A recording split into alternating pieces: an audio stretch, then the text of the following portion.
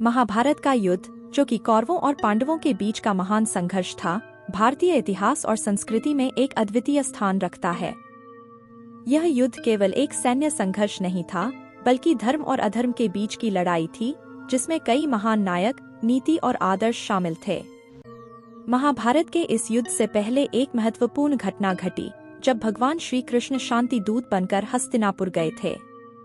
यह कथा न केवल उनकी कूटनीति और नैतिकता को दर्शाती है, बल्कि यह भी बताती है कि कैसे उन्होंने युद्ध टालने की हर संभव कोशिश की। महाभारत के युद्ध की पृष्ठभूमि में कई वर्षों की घटनाएं थीं, जिसमें मुख्य रूप से दुर्योधन का पांडवों के प्रति द्वेष और दुर्भावना प्रमुख थी। पांडव, जो कि धर्मराज युधिष्ठिर के नेतृत्व में थे, ने अपनी वैध अधिकारों को पुनः प्राप्त करने के लिए हर संभव प्रयास किया। पांडवों ने अपने 13 वर्षों के वनवास और 1 वर्ष के अज्ञातवास को सहर्ष स्वीकार किया था, केवल इसलिए कि उन्होंने धर्म का पालन किया था।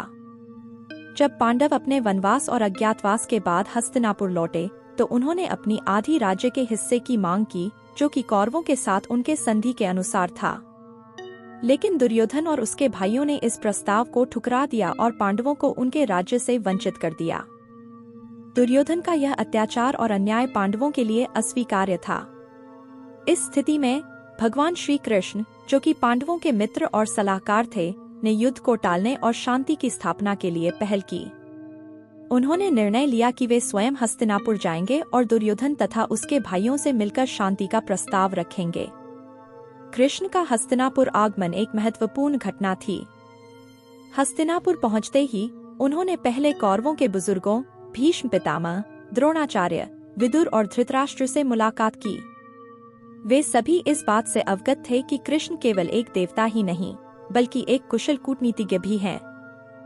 उन्होंने कृष्ण का आदर सत्कार किया और उनके आगमन को शुभ संकेत माना। धृतराष्ट्र, जो कि हस्तिनापुर के अंधे राजा थे, ने कृष्ण का विशेष रूप से स्वागत किया। उन्होंने कृष्ण से कहा, हे केशव, आपके यहाँ आगमन से मैं अत्यधिक प्रसन्न हूँ। मैं जानता हूँ कि आप पांडवों के परम मित्र हैं, फिर भी आपने यहाँ आकर हम पर जो कृपा की है, उसके लिए मैं आपका आभारी हूँ। कृष्ण ने धृतराष्ट्र की बातों का उत्तर देते हुए कहा, महाराज, मैं यहाँ केवल मित्रता के नाते नहीं, बल्कि धर्म और न्याय की स्थापना के लिए आया हूँ। मैं चाहता हूँ कि यह युद्ध टल जाए और दोनों पक्षों के बीच शांति स्थापित हो। मैं यहाँ एक शांति दूत के रूप में आया हूँ और आशा करता हूँ कि आप मेरे प्रस्ताव पर विचार करेंगे। कृष्ण ने अपने आगमन के बाद दुर्योधन से भेंट की। दुर्योधन, जो कि स्वभाव से ही अहंकारी और जिद्दी था, कृष्ण के प्रस्ताव को सुनने के लिए तैयार था, लेकिन उसके मन में कोई भी परिवर्तन लाने की इच्छा नहीं थी। कृष्ण ने दुर्योधन से कहा, दुर्योधन, मैं तुम्हारे पास शांति का प्रस्ताव लेकर आया हूँ। मैं तुम्हें यह सलाह देता हूँ कि तुम पांडवों को उनका न्याय संगत हिस्सा दे दो। वे केवल अपने हिस्से की मांग कर रहे हैं, जो कि उनका अधिकार है। दुर्योधन ने कृष्ण की बातों को अनसुना करते हुए कहा, मधुसूदन, आप पांडवों के पक्ष में बोल रहे हैं क्योंकि आप उनके मित्र हैं। लेकिन मैं किसी भी स्थिति में पांडवों को एक सुई की नोक के बराबर भूमि भी नहीं दूंगा। यह राज्य मेरा है और मैं इसे किसी के साथ बांटने को तैयार नहीं हूँ। कृष्ण ने दुर्योधन को समझाने की कोशिश करते हुए कहा, दुर्योधन, यह राज्य तुम्हारा नहीं है, यह हस्तिनापुर के सभी नागरिकों का है। यदि तुम इस राज्य को लेकर युद्ध करोगे, तो इससे केवल विनाश और दुख ही होगा। इसीलिए मैं तुमसे विनती करता हूँ कि तुम अपने निर्णय पर पुनर्विचार करो। दुर्योधन ने क्रोधित होकर कहा, कृष्ण, मैं युद्ध के लिए तैयार हूँ। मुझे किसी की भी परवाह नहीं है। चाहे जो भी हो, मैं अपने अधिकारों को छोड़ने वाला नहीं हूँ। कृष्ण ने यह समझ लिया कि दुर्योधन को समझाना असंभव है। उन्होंने अंतिम प्रयास करते हुए कहा, दुर्योधन, यदि तुम शांति का मार्ग नहीं अपनाना चाहते, तो तुम्हें इसके परिणाम भुगतने के लिए भी तैयार रहना होगा। दुर्योधन के साथ असफल वार्ता के बाद कृष्ण ने धृतराष्ट्र के दरबार में शांति प्रस्ताव रखने का निर्णय लिया। दरबार में सभी प्रमुख हस्तियां उपस्थित थीं, भीष्म पितामह, द्रोणाचार्य, कृपाचार्य, विदुर, कर्ण, दुर्योधन और उसके भाई। धृतराष्ट्र ने कृष्ण का स्वागत करते हुए कहा, केशव, मैं जानता हूँ कि आप यहाँ शांति का प्रस्ताव लेकर आए हैं। कृपया अपना प्रस्ताव रखें। कृष्ण ने धृतराष्ट्र और दरबारियों के सामने अपने शांति प्रस्ताव को रखते हुए कहा, महाराज, मैं यहाँ एक शांति दूत के रूप में आया हूँ। मैं चाहता हूँ कि यह युद्ध टल जाए और दोनों पक्षों के बीच शांति स्थापित हो।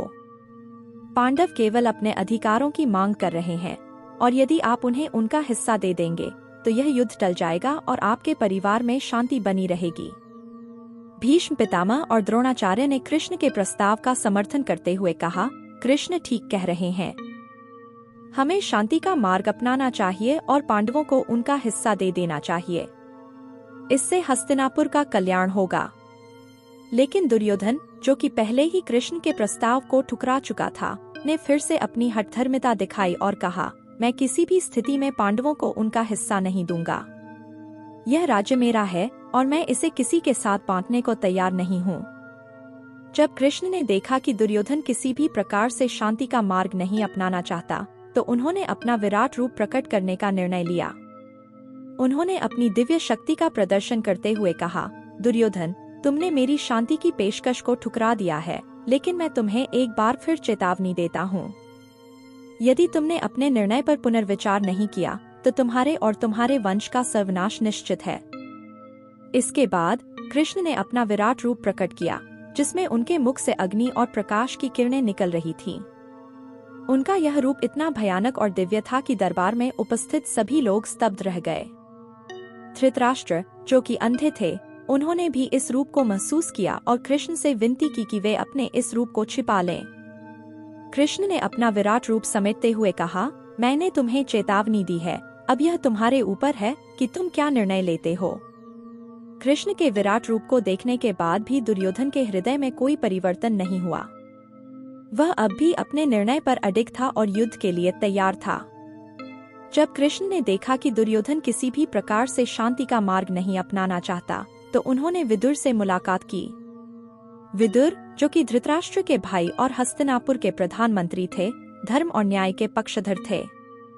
विदुर ने कृष्ण से कहा, केशव, मैं जानता हूँ कि आप यहाँ शांति का प्रस्ताव लेकर आए हैं, लेकिन दुर्योधन को समझाना असंभव है। वह केवल अपने स्वार्थ और अहंकार में डूबा हुआ है। मुझे दुख है कि आपके प्रयास सफल नहीं हो सके।